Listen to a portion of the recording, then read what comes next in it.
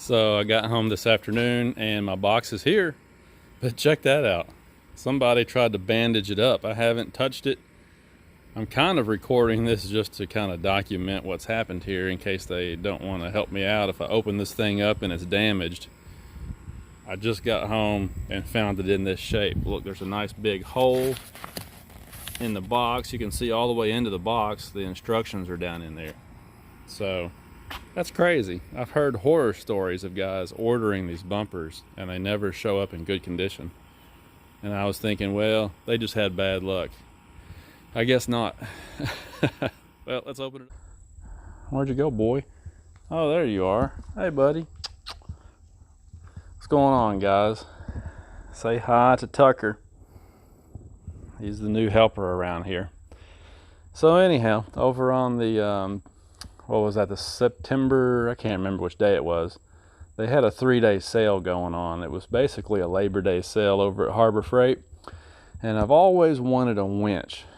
Believe it or not, in all my years of trucking and jeeping, I've never owned a winch for my truck or my Jeep. Always wanted one though. So they had these on sale for, I think it was $2.99, and I picked one up. This is the Badlands, of course, ZXR 12,000. The reason I went with this winch, well, number one was the price. You can't hardly beat that price. Number two, this thing gets excellent reviews. I searched the web and looked at all kinds of reviews and watched videos and talked to some other people, and it's hard to find a lot of negative stuff about these winches. I mean, most people that have them really like them. So didn't seem like you could go wrong with it, especially for the price, right? And it's really heavy duty also. I mean, most of the guys that I know are running 8,000 or 9,500 pound winches. And, you know, being that this truck is pretty big and heavy, I just felt like it would, you know, kind of set my mind at ease, I guess, to have a little bit more capacity. So anyway, ended up picking one of these winches up on sale and haven't even opened it up yet. I've been kind of, I basically bought it to save the money on it, and then I figured I'd think about it for a few days to make sure that I wanted to go ahead and install it. But then I decided, yeah, let's go ahead and put it on, but now how am I going to do that? Because I have the factory plastic bumper. So I started looking around and I decided to buy an aftermarket bumper. I just got it taken out of the package a minute ago. It's, well, I showed you that. The box is kind of damaged, but it looks like that area where the box was damaged is okay. Don't see any damage on the bumper. This is the Quadratec QRC bumper, and I went back and forth between the aluminum and the steel. The aluminum one is way lighter. But at the end of the day, I decided this one was the one to go with because it's going to be a lot stronger and I don't have to worry about it as much, you know, other than maybe some corrosion. I might have to touch it up from time to time, but the strength and everything just kind of won me over, and it was a lot cheaper. It was like $3.50 instead of $9.99 for the aluminum version. So we're going to open this up and we're going to pop it on the truck, and then we're going to stick this Badlands winch in there. So without further ado, I'm going to stop yakking and kind of show you the process of putting one of these on your truck. Oh my goodness, that wore me out. So yeah, if you're wondering, this is a load right here. I put the bumper and the winch individually on my bathroom scale just because I was curious. Of course, the bubble wrap doesn't hardly weigh anything, but the bumper was 105 pounds. And the winch was 80 pounds. Now the winch has the steel rope on it. See there? And it's pretty heavy duty rope being a 12,000 pound winch. So a guy could take that steel rope off of there and put synthetic on it, and you could maybe get this winch down to about 65 pounds. But as this stuff sits right here, it's going to be about 185 pounds. So I think, we're going to find out, but I think that the factory plastic bumper and metal skeleton that we're getting ready to take off weighs about 35 pounds. So, I mean, somewhere around the ballpark of an extra 150 pounds is what we're going to be adding to the front of this truck. How much is it going to sag with 150 pounds hanging off of it that's not there now? I don't know. We'll see. Hopefully not too bad. But if you're really worried about weight, and I'm kind of weight conscious too, but If you're really worried about weight, you might want to go with the aluminum version, because the aluminum version only weighs 34 pounds versus 105 pounds like this one. It's a significant difference. Of course, you pay a lot more money for it, but anyway, it is. Hey, you two need to knock it off, both of you. See, he's a herding dog, even though he's a puppy. He thinks that he's supposed to herd Dixie, and Dixie does not like it. So you might hear them kind of having an argument from time to time. But anyhow, so the first thing we have to do, of course, as you can see, this is a sport model with the factory plastic bumper, okay, just FYI. So first thing we have to do is take off this trim piece right here. And to do that, if you have one of these cat claws or trim tools, whatever you want to call it, it makes it a whole lot easier. Because if you look down in here, you've got these little plastic rivets. There's 2 right there. And then the camera won't get up in there, but along this front edge right here, there are 6 of them. And basically, all you have to do, well, I might end up actually getting out a flat blade screwdriver because it's kind of recessed down in there. But basically, you just pop that up. This section right here comes straight up, and then you can pull the whole rivet out. Hey, you two, knock it off. I'm serious. Let me go over here and get a screwdriver, and we'll try that. All right, this is proving to be a little bit of a chore, but I finally got it. I was able to get my little cat claw down in there and just pull that up a little bit, see? And then once you do that, the entire rivet will come out. I promise it will. It's just, there it goes. It's just that that one is recessed down in there in that little pocket, and it's hard to get to, but that's basically how those things work. So take those 8 out.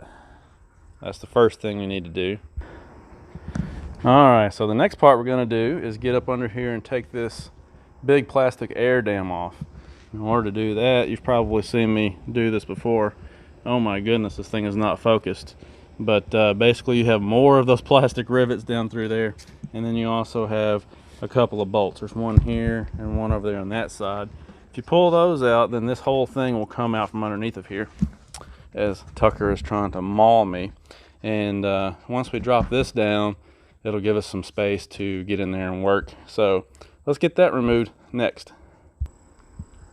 All right, so these were a little bit bigger than the ones along the top, but they work the same way. You just pop up the top part of it, and then the entire rivet will come out. So you've got, like I said, several of those right underneath the front, and then you had 2 8mm bolts. One was right up in there, and one right over there. And then this whole thing will come right on out of there. Okay, so I got that whole thing dropped down. You can see how much gravel that thing catches. Gravel and mud. Now, when you take that off, you're going to expose another piece. This one's actually made out of metal. And the instructions say for you to remove that. Of course, you can see that obviously you got just a couple of bolts there that hold that thing on. But what I'm going to try and do is leave that in place.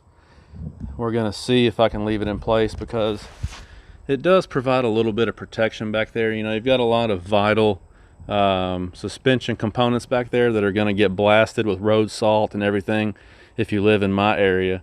You know, here in the Midwest or the Northeast, you know, where you get a lot of road salt. I'll kind of get back here and give you a better view. See, so you can kind of visualize how it sort of protects your linkages and joints and everything in there. Maybe it'll deflect a little bit of that stuff around and underneath the Jeep, I don't know.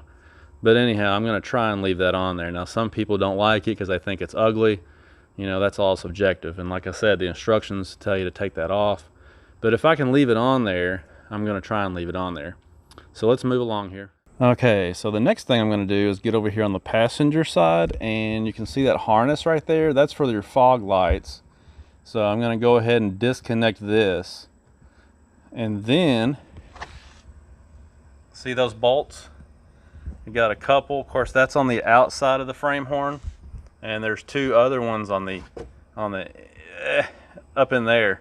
There's 2 more on the inside that are kind of hard to see from this angle. But basically, you have 4 8mm bolts on this side and 4 on that side. Once you disconnect your fog lights and then take those 8 bolts out, the factory bumper will just slide. Okay, so I just realized that when you're taking this top trim piece off, those plastic rivets, those 8 plastic rivets that are down through there, are not the only part you have to remove. If you get back here on the inside, right there is another screw, and there's another one on the other side too, of course, but you also have to remove those, and then you can pop that panel out. Now you can get in there with a 7mm socket and a ratchet and do it, but of course I have this really cool tool here that's electric and makes it really nice and quick and easy. So anyway, let's pop those out and then we'll try to take that trim panel out. Oh yeah, with that panel removed, look at that. Now you've got a lot more space to get in there and work. Of course I can get my hands in there easier than I can get the camera in there, but let's work on those 8 bolts now and we'll see if we can slide this bumper off.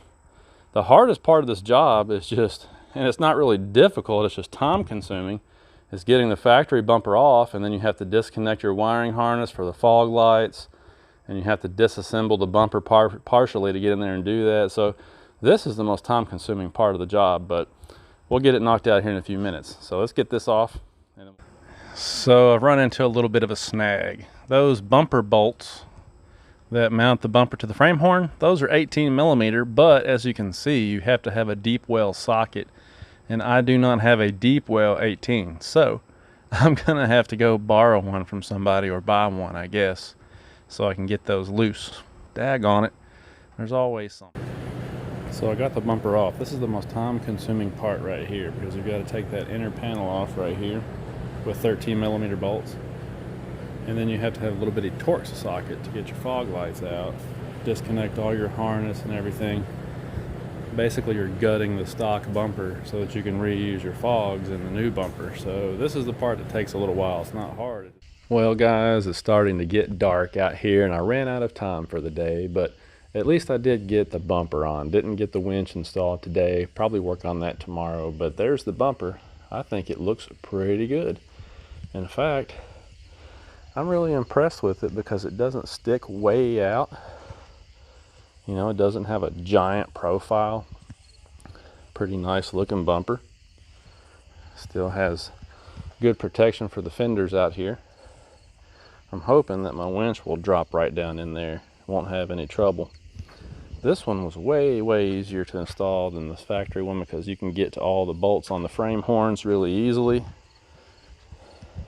Just got somebody to help me. Had a guy on this side and I was on that side. It just slid right on. Very simple. Piece of cake. Got my fog lights hooked up.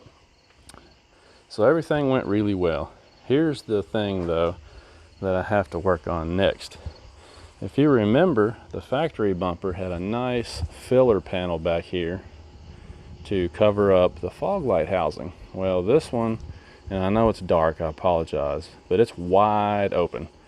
So with my LED lights, I've got LED fog bulbs in there that have a heat sink and a built-in fan on the back of them. This is going to be a problem because now everything coming off the tires, mud, snow, gravel, road salt, you know, everything coming off the tires is going to be blasting that heat sink and that fan on the back of my LED fog bulbs.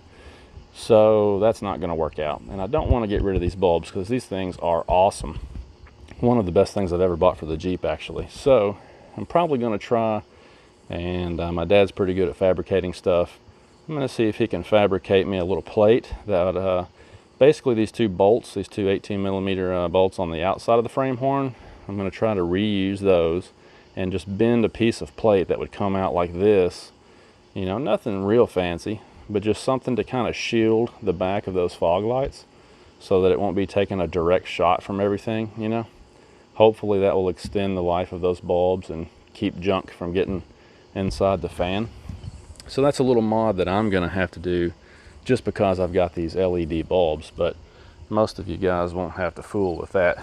So anyway, I'm going to wrap it up for the day. Tomorrow I'm going to try and get on the winch portion of this installation, but hey, very happy with this Quadratec QRC bumper. This thing is really nice. Thanks for watching, guys. We'll be back later on.